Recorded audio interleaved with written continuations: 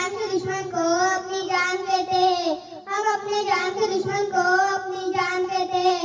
मोहब्बत के इसी माटी को हिंदुस्तान कहते हैं, हिंदुस्तान कहते हैं। जो दुनिया में सुनाई दे उसे तूफान, जो दुनिया में सुनाई दे उसे कहते हैं खामोशी, जो दुनिया में सुनाई दे उसे कहते हैं खामोशी। जो आंखों में दिखाई दे उसे तूफान कहते हैं, उसे तूफान कहते हैं। परम माननीय मुख्य अतिथि, शिक्षकगण और मेरे भाई बहनों, मैं समझ प्रवीण कुलटे आपके सामने 15 अगस्त पर 2-3 शब्द बताता हूँ, वह आप ध्यान से सुनिए। आजादी का मतलब वही समझ सकता है जिसने कभी गुलामी की हो, आजादी का मतलब वही समझ सकता है जिसने कभी गुलामी की हो। हम तो सौभाग्यशाली है, हमने स्वतंत्र भारत में जन्म लिया है, हम तो सौभाग्यशाली है, हमने स्वतंत्र भारत में जन्म लिया हो।